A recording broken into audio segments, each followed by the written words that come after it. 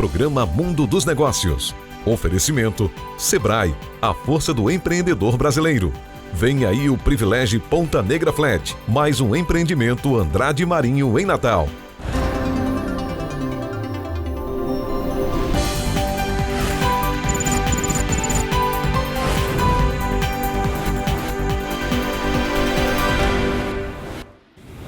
Olá, bom dia. Estamos começando agora mais um programa Mundo dos Negócios. Eu vou conversar hoje com Gabriel Calzavara, que é um empresário que atua no segmento de peixe, de atum, de pescado. Ele é o presidente do Sindicato da Pesca do Rio Grande do Norte. Nós vamos falar sobre a economia do mar, sobre a perspectiva que nós temos na área da pesca, tanto no mar, quanto na costa, quanto também no interior do continente. E vamos falar sobre por que a gente não evolui e não avança nessa área tão importante e tão tradicional da nossa cultura empreendedora. Gabriel tem uma visão diferenciada, tem conversado muito comigo, já há pouco nós estávamos falando, com foco na criação de um ecossistema de prosperidade. E essa definição que nós ouvimos, ele e eu, do empresário Sérgio Azevedo, presidente do Sinduscom, deveria ser o foco das instituições todas, incluindo não apenas as representativas do empresariado, mas, sobretudo, as governamentais. Ecossistema de prosperidade para fazer com que a população tenha uma vida melhor, tenha mais qualidade de vida, mais emprego, para que nós alavanquemos o desenvolvimento do Estado, que tem um potencial enorme não realizado.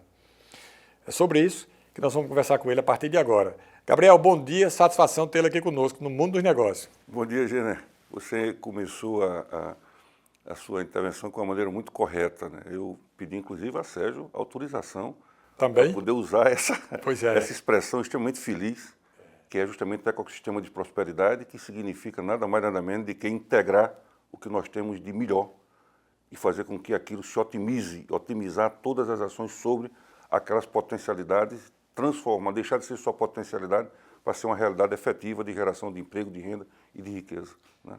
O Rio Grande do Norte tem um potencial enorme, gigantesco, não aproveitado.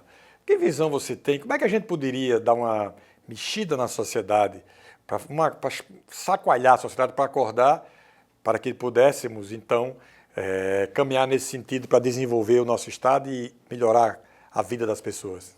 Olha, o Rio Grande do Norte é um estado que... Vou entrar aqui na questão do pescado, né? Sim. Só para a gente ter uma ideia e depois entrar realmente na questão do que é a economia do mar, o que representa isso.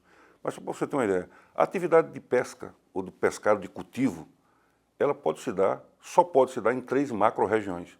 A continental, onde estão as águas, os rios, os canais, os açudes, os lagos. A costeira, que é onde está lá a pesca costeira, na plataforma pesca artesanal, né? Pesca artesanal, a maricultura, tudo. E a macro-região oceânica.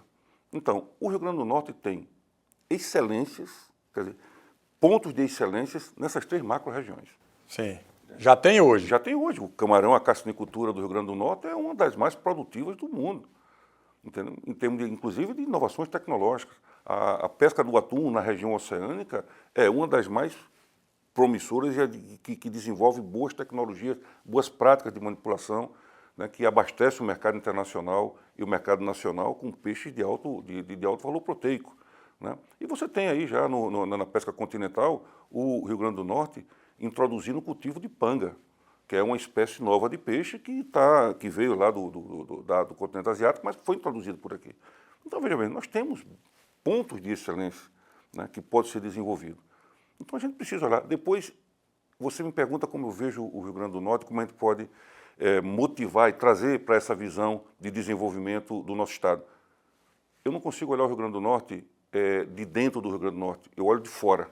Sim. E quando eu vejo um Estado estrategicamente bem posicionado em relação a grandes mercados e a questão do Atlântico, né? E aí entra a questão da economia do mar, né? Não é só pesca. O que é a economia do mar? São atividades que se complementam. Quando você fala da questão da pesca, vem a questão da eólica, vem a questão do turismo, vem a infraestrutura portuária, né?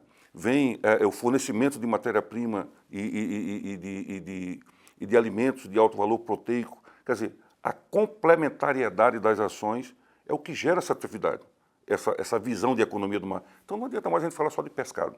A gente tem que falar hoje de economia do mar. E nessa perspectiva, o Rio Grande do Norte é uma potencial excelente. de crescimento nosso na economia do mar é de que natureza? Quer dizer, em relação ao que a gente produz hoje, que potencial nós temos para poder crescer e evoluir? Você tem noção disso? Olha, em relação, se a gente falar agora da questão da energia eólica offshore, você estava comentando que o Rio Grande do Norte aumentou, está 8 gigawatts de produção de energia limpa. De produção de energia limpa em terra. Em terra. A gente tinha 6 gigas, agora são 8 e tanto. Você imagina o que isso representa em termos de energia eólica offshore. Só que, veja, no mar a situação é totalmente diferente em terra, porque você tem um efeito multiplicador de atividade monumental. Você imagina o que vai ser ali 2, 3, 4, 10 mil torres dessa a 5 milhas do mar, 20 quilômetros, 10, 12 quilômetros da terra, toda montada lá, em termos de manutenção que precisa ser feita, de geração, de você ter pequenas empresas que vai dar manutenção para gerar renda. Você vai gerar ali dentro um ecossistema marítimo que vai vir peixes, vai vir macroalgas. Há macroalgas que você pode desenvolver na praia, como essa agora que está sendo a grande coqueluche aí para poder produzir produtos agrofertilizantes, né, que é a Capa-Ficus alvarenga, que vai ser liberada agora, se Deus quiser, para a gente poder produzir aqui. É você ocupar o espaço oceânico com a pesca industrial e a pesca empresarial dos atuns, é você trazer toda essa frota internacional que já opera e passa diante da gente para poder se abastecer aqui e processar o produto dele aqui. A gente vai lá, a gente verticalizar a produção e vender não matéria-prima, mas vender produto acabado. O outro grande vetor de desenvolvimento, que esse eu acho importantíssimo, é justamente a aproximação da gente do mercado africano. Estamos falando, Gênia, de 23 países. Essa tese do mercado africano do Sul é muito interessante, porque eu sou muito atento com essas questões do desenvolvimento econômico daqui. Ninguém que eu tenho entrevistado nos últimos, acho que uns 4 ou 5 anos que esse programa está no ar, ninguém me falou em nenhum instante sobre o mercado africano. Gente, eu acho o seguinte, que a África é o Mercosul do Nordeste. Com um potencial bem maior, né? Não, nós estamos falando de 5 trilhões de dólares que se movimenta, 5 trilhões de dólares. 2 vezes e um pouquinho o PIB do Brasil, PIB do Brasil. 2 trilhões e 200 mais ou menos. Nos 23 países que envolvendo a América do Sul, os países da América do Sul e os países 3 do Atlântico e mais o do Oeste Africano. Do Oeste Africano. Então, gente, nós temos isso. É um mercado que você vai comercializar em euro. Sim. Você vai comercializar em euro. Então, e vai comercializar o quê? O que é que eles demandam da gente? Produto acabado. Eles querem picanha, eles querem água mineral, eles querem picolé, sorvete, a indústria têxtil. É isso, disso que a gente está falando. Não é exportar matéria-prima. E mais de um continente, de um povo que tem uma identidade com a gente de conteúdo. Eles gostam de nós brasileiros por sermos brasileiros. Já começa com a vantagem, não discriminar. Essa é a grande diferença. Porque parte do europeu, por exemplo, discrimina o Brasil. Aquele presidente da França, Emmanuel Macron, todas as vezes que ele fala do Brasil, ele sempre tem uma ponta negativa sobre o Brasil, tem dá uma mordidinha no Brasil, né? Você vê o que está passando no brasileiro em Portugal, né? Toda essa situação, a gente sabe disso. É uma situação de colônia, de colonizador, e a gente está numa relação, pode ter uma relação extremamente fraterna. Tá? Como sempre foi, né? E um continente que se desenvolve, né? Você pega países que têm 200 milhões, 220 milhões de habitantes, entendeu? Você tem Cabo Verde, que é uma plataforma para os outros países da África e que está a 3 horas e meia de voo daqui, da gente. Então, veja, quando a gente fala em economia do mar, isso que você que você abriu muito bem falando, é justamente essas atividades complementares. Não é pesca só. A gente tem que falar agora na integração. E como a gente vai inserir, como o Rio Grande do Norte vai se inserir dentro desse contexto, vai se posicionar para aproveitar essas potencialidades. E tem mais. Nós temos uma oportunidade hoje, só se fala em matriz energética, mudança de matriz com o baixo carbono. Sim. você tem a questão da segurança alimentar, são os grandes pilares, né? E a questão ambiental. Gente, nós temos que nos preparar para isso. Como é que as nossas micro e pequenas indústrias vão estar preparadas para poder apoiar essa mudança na matriz energética, que o Rio Grande do Norte é um dos líderes? Como nós estamos preparando para daqui a 20 anos nós estarmos prestando serviço para essa tecnologia que é nova? Há uma coisa que é o inverso, que eu acho que a gente tem que falar e questionar e cobrar, que é o seguinte: toda essa inovação tecnológica, esse benefício das energias limpas e tal, o que é que geram de diferencial competitivo para as nossas empresas? Que benefício as nossas empresas têm dessa realidade hoje energética do Estado? Essa é a pergunta estratégica. Nós falamos em avanço tecnológico, nós falamos em hoje ser o maior produtor de energia eólica, como falamos antes de ser o maior produtor de petróleo em terra, mas a questão básica é essa: que impacto isto teve para melhorar, do ponto de vista tecnológico, as nossas micro, pequenas e médias empresas? E por que eu insisto em falar em micro, pequenas e médias empresas? Porque quase não tem empresa grande, né? 98% do CNPJ da indústria do Rio Grande do Norte são micro e pequenas empresas. Micro que tem faturamento até 260 mil reais por ano, me parece que é isso, e a pequena, 4 milhões, e a pequena, 4 milhões e 800, 98%. Então, esses são os nossos, que é quem vai alavancar a economia, são esses. Nós temos a capacidade empreendedora, essa é a grande matéria-prima que a gente tem. É só os empreendedores, os empresários, os industriais, os produtores que geram riqueza, que geram renda. Então, como é que a gente vai preparar esse povo? O mundo, você é um cara que conhece o mundo, eu acho que não há no lugar do mundo, não há nenhum lugar que se desenvolveu, que cresceu a economia, que a população, o país enriqueceu, abrindo mão da atividade empresarial e do desenvolvimento gerado por ela. Você conhece algum país? Não, nenhum. Por que é que aqui tem preconceito contra a empresa? Bom, isso aí... Não é uma coisa enlouquecida? É impressionante. Não é? Impressionante. Eu não conheço, não vejo. Inclusive, tem uma colocação que o Roberto Campos, né? O presidente do Banco Central? Não, o histórico, o avô dele. Ele dizia justamente isso. Ele dizia: olha, aonde não houver respeito a quem produz efetivamente e gera riqueza, você não tem condições de avançar. E é uma realidade, né? E nós precisamos olhar para os nossos empreendedores como o grande ativo que nós temos para poder gerar fazer essa economia desenvolver. E o Rio Grande do Norte, sinceramente, eu acho que é o estado que tem hoje um potencial, pelas ações, inclusive, que tem surgido do ponto de vista de geração de informação, de novas tecnologias, que é uma realidade já, porém, nós precisamos fazer com que isso chegue às pequenas empresas, ao público que vai utilizar e que vai prestar serviço. Sem essa mudança, a gente vai ficar dando patinando, né? Justamente, não sai do canto. Que é como a gente vem, né? Eu vou precisar fazer um rápido intervalo comercial. Nós estamos conversando aqui com Gabriel Calzavara, presidente do Sindicato da Indústria da Pesca do Rio Grande do Norte. Voltamos já.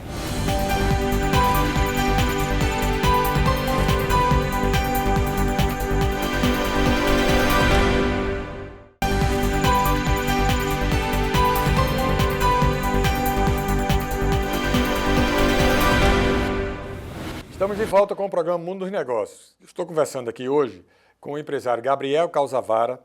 Ele é presidente do Sindicato da Pesca, sabe tudo nessa área de pesca, e eu estou falando aqui, explorando ele sob o ponto de vista da economia do mar, porque ali tem uma fortuna que o Brasil poderia aproveitar muito mais, e por falta de visão, por falta de praticidade, de objetividade, de foco, está deixando que os estrangeiros tomem conta do que podem tomar conta aí.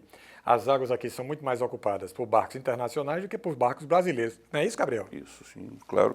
E muito mais mesmo, né? 80% das capturas são feitas por barcos internacionais e a maior parte asiático. Pois é, lá em dezembro, quando fizeram aquele impedimento para os barcos brasileiros atuarem na pesca do atum, eu fiz um comentário sobre isso, e um cara daqui de Natal veio dizer: não, porque tem que preservar o atum. Meu amigo, os estrangeiros estão pescando aí. É uma falta de visão danada. Uma coisa que me incomodou e que eu falei muito sobre isso lá atrás foi sobre a possibilidade de abastecimento e reabastecimento desses barcos que estão aqui, os barcos que estão em águas internacionais e que eles pescam aqui aqui em frente ao Rio Grande do Norte e descem para desabastecer lá em Montevidéu e depois sobem de volta. Por quê? Porque a legislação brasileira impede, pelo amor de Deus, impede que os barcos possam vir para cá, descarregar aqui, abastecer e voltar para pescar. Ora, se a gente tivesse essa possibilidade de trazer esses barcos para cá, a Ribeira seria um polo atuneiro efetivo, como vocês pensaram nisso na época, e dá para dimensionar o que seria da Ribeira com um fato desse? Veja, é bem mais do que isso, né? Isso seria apenas um ponto.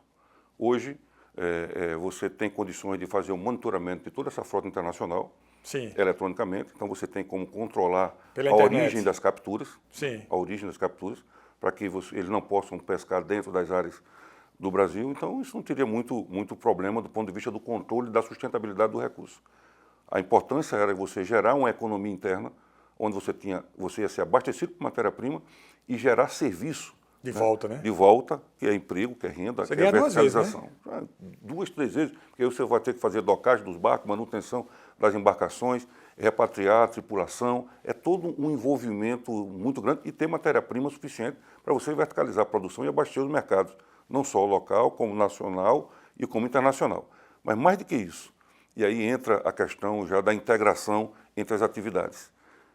Hoje, nós temos um estímulo à navegação de cabotagem, mas a pequena navegação de cabotagem. Um dos problemas que nós temos hoje, gente, no nosso porto, no Porto de Natal, é justamente a afluência de navios. Os navios grandes passam direto, não né? dá pra Porque entrar, você né? está entre Suape e você está entre Pecém, no Ceará. Porém, nós temos uma base de operação que a gente poderia utilizar intermediário, esses né? Com barcos menores, de menor calado, que pudessem entrar. E os barcos de pesca são adequados para isso. E os navios de transporte de pescado também são adequados para isso. Mas mais do que isso, pequenos navios, e aí entra a integração com o continente africano, pequenos navios de transporte que pudessem levar mercadorias para os países como Angola, como Cabo Verde, como Guiné-Bissau, todos esses, e trazer mercadoria de lá. Levar produto acabado, produto industrializado, com maior valor agregado para lá e trazer produtos de lá. Ou seja, você viabilizar uma integração entre leste-oeste, entre o continente africano e o nordeste, repito, fazendo com que a gente potencialize toda essa condição de proximidade. Então, veja, nós temos um mundo. Isso significa o quê? Significa necessidade de infraestrutura, você pegar aquele terminal de pesca ali, verticalizar, transformar ele num ponto de serviço e fazer do Rio Grande do Norte um hub de verdade, do Atlântico. Essa é mais uma coisa que Gabriel falou que eu não tinha ouvido falar ainda. Hub do Atlântico, excelente raciocínio. É simples, como isso que você falou, os barcos de pesca oceânica, eles operam 4 meses na região sul e operam 8 meses na região norte. Então, eles necessariamente eles passam aqui para entrar, para poder sair. Isso é um ponto. Depois, os navios mercantes de transporte desses atuns, eles pegam em Cabo Verde, em Cape Town, na África do Sul, vai recebendo no meio do Atlântico vários desses peixes e vai para a Ásia, vai para a Europa, vai para todo canto, distribuir esse peixe. Então, veja, nós temos um fluxo de business passando o tempo todo entre a gente. Então, se colocar como ponto de suporte e de excelência, porque nós temos infraestrutura, temos mercado consumidor interno, é importante ressaltar isso, né? O Brasil é um dos maiores consumidores de tubarão do mundo, importa muito tubarão, né? Que vai para o Uruguai e entra aqui com a gente para eles vão não só desembarcam lá, eles desembarcam em Las Palmas, sim, coloca dentro dos contêineres, vai para o Uruguai e do Uruguai entra no Brasil. Sim, congelado. Então, esse fluxo, essa logística poderia ser muito mais otimizada dentro disso. Agora, é preciso também entender que aqui voltamos para aquela situação. Precisamos aproveitar esses momentos e dar o salto tecnológico para que nós estejamos integrados a esse desenvolvimento. E significa modernizar os barcos? Agora nós temos o Fundo de Marinha Mercante, sim, que está voltado para financiar a atividade de pesca. E daí precisamos de bons projetos. O Rio Grande do Norte tem projeto. Sim. Né? O Rio Grande do Norte tem projeto para poder gerar justamente esse hub que envolve a pesca, que envolve o transporte marítimo. E mais do que isso, envolve a verticalização industrial. Nós podemos transformar a Ribeira num grande polo industrial, sabe, de negócios do mar. Esse é o grande ponto que eu acho que a gente poderia trabalhar. Esse tema é bom demais. A gente precisava fazer um caldo de cultura junto aos representantes federais do Estado, senador, deputado federal, junto às pessoas que formam opinião aqui, para que haja essa conscientização, porque nós estamos lidando hoje com um problema grave, que eu tenho falado sobre isso sem querer ser deselegante, mas na verdade nós estamos num ambiente em que predomina, boa parte da predominância é da ignorância. As pessoas não têm noção do que pode acontecer. Ora, se a gente tivesse essa desregulamentação que proíbe, por exemplo, que os barcos venham aqui e a gente pudesse fazer esse hub lá na Ribeira, daria uma alavancagem definitiva para a cidade do Natal, não apenas para a Ribeira, para a cidade do Natal, porque ia gerar tantos e tantos negócios, tantos recursos. Você tem noção do número de barcos que passam aqui permanentemente? É uma quantidade grande, 800, 1.000 embarcações. 1.000 embarcações só de pesca. por dia? Não, o ano Permanente. todo. Permanente. Todo dia tem aí. Operando aí direto. Né? Eles desembarcam em Cabo Verde, Sim. desembarcam em Montevidéu e desembarcam em Trindade e Tobago. E a gente, eles estão aqui perto da gente, né? A Fierne tomou uma iniciativa que eu achei extremamente importante, né? E que eu acho que, na minha perspectiva, é o que vai dar essa condição de mostrar para a sociedade como interagir e como vai interagir todas essas atividades na economia do mar, que foi justamente a criação do cluster tecnológico naval, Sim. Né? Liderado pela Fierne, mas que está lá a Engeprom, está lá a 3R, está lá a Intermarítimo, está lá a Copesbra, tá? E que é justamente como se fosse uma escola de Sagres moderna. Sim. Certo? A escola de Sagres foi Sagres criada lá em lá Portugal. fora. Lá em Portugal, que foi criada para poder pensar no desenvolvimento das navegações.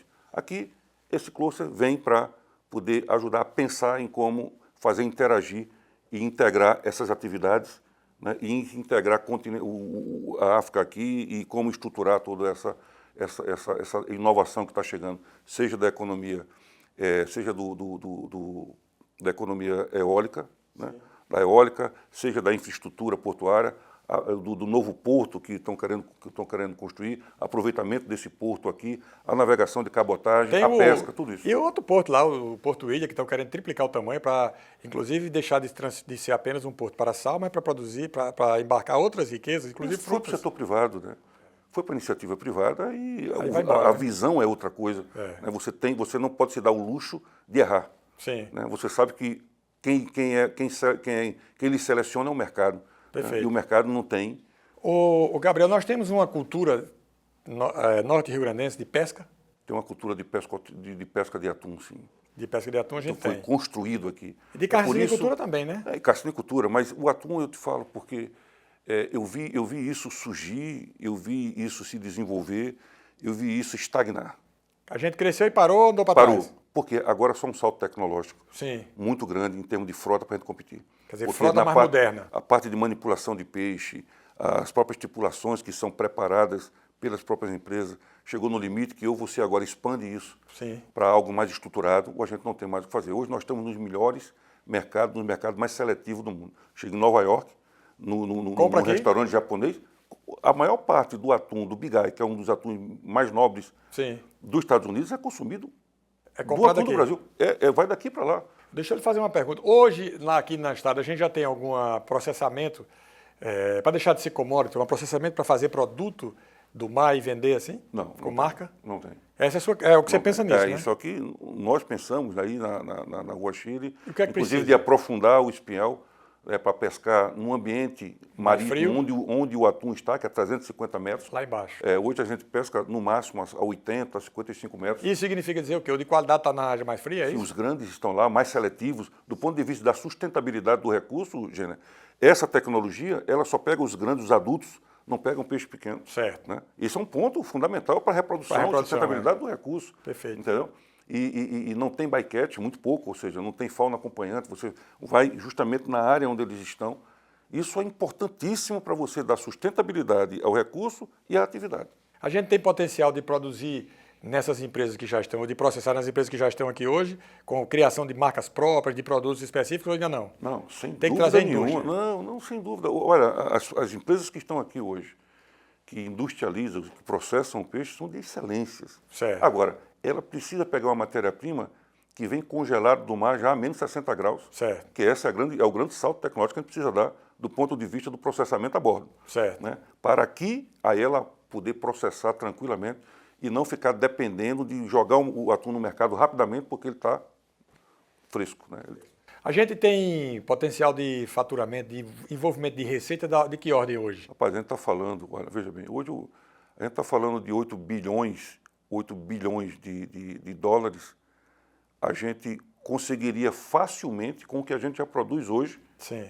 Em toda a pesca de atum, se a gente envolvesse essa melhoria da tecnologia de processamento em terra. Certo. A gente conseguiria. Hoje a gente movimenta aqui, de matéria-prima, só de atum, 600 milhões de reais por ano com essa frota que você tem aqui. Com potencial de crescimento Aí gigantesco. não, tranquilamente, você multiplica isso aí por 10. Por 10, você teria toda a condição de fazer isso com o envolvimento, com o aporte tecnológico, de você poder agregar valor a esse produto que está chegando em terra. Normalmente, quando a gente está concluindo uma entrevista aqui, nós estamos já no final, eu peço para o entrevistado dar um recado, uma palavrinha para quem está assistindo o programa, que quer empreender e tal. No seu caso, eu vou fazer diferente. Eu queria que você desse um recado para as pessoas que fazem a gestão das coisas aqui no Estado, os políticos, os administradores, as pessoas que têm a direção das instituições, quase que para ver se a gente acorda esse pessoal, porque tem um potencial gigantesco, mais um potencial gigantesco, está aí precisando de apoio, de suporte e de desejo de fazer. Eu diria que precisamos olhar para o Rio Grande do Norte numa perspectiva mais ampla e de mais longo prazo, mas sem deixar de atuar aqui no curto prazo. E para chegar aqui no curto prazo, eu preciso conhecer a realidade. Não é possível que toda entrevista que eu vá dar, eu tenho que mostrar o que é que nós fazemos aqui em termos de excelência, de rastreabilidade de atum, porque ninguém nem imagina que o Rio Grande do Norte faz isso. Nós fazemos isso há 20 anos. Eu já vi dentro do barco lá. Conhecer essa realidade é fundamental. Eu não digo só da pesca, não, tá? Mas das empresas, dos empreendedores do Rio Grande do Norte que fazem essa riqueza desse Estado. São essas pessoas que precisam ser respeitadas, que precisam ser consideradas, que precisam ser ouvidas e que precisam ser incluídas dentro da política pública. Isso é fundamental. Estimuladas para desenvolver, né? Estimular para desenvolver. E lembrar, como nós vamos estar daqui a 20 anos com todo esse aparato tecnológico que a gente vai oferecer para a humanidade? Energia renovável, atum de alta qualidade. Quem é que vai estar fazendo isso? O que esse impacto vai causar para melhorar o Rio Grande do Norte, a nossa sociedade nisso? Essa é a grande pergunta que os gestores públicos, que as lideranças políticas e que as lideranças sindicais precisam fazer. O que nós estamos fazendo efetivamente para poder levar isto para a base, para aqueles que realmente estão lá e não têm tempo de pensar nisso, porque tem que sobreviver a matar um leão a cada dia, né? Então, nós precisamos chegar nesse pessoal, dar condições a eles para que eles possam ser os grandes protagonistas da inovação tecnológica e do retorno que isso vai trazer para uma sociedade desenvolvida, como é o que nós pretendemos. Gabriel, muito grato por sua participação aqui conosco, enriquecedora, riquíssima participação. Eu conversei aqui com Gabriel Calzavara, penso que você também ficou impressionado. Nós temos um potencial gigantesco aqui no Estado de desenvolvimento, de geração de riqueza, de aproveitamento do nosso potencial, e nós não fazemos. E por isso nós ainda hoje estamos condenados a essa mesmice com quase um terço da população do Estado na zona de pobreza, na faixa de pobreza. A gente precisa superar isso, e só vai superar isso com conhecimento, inteligência e fim do preconceito. Se a gente conseguir eliminar essas três coisas, ter essas variáveis, a gente vai chegar lá. O Mundo dos Negócios fica por aqui e volta no próximo domingo. A você uma excelente semana e até lá.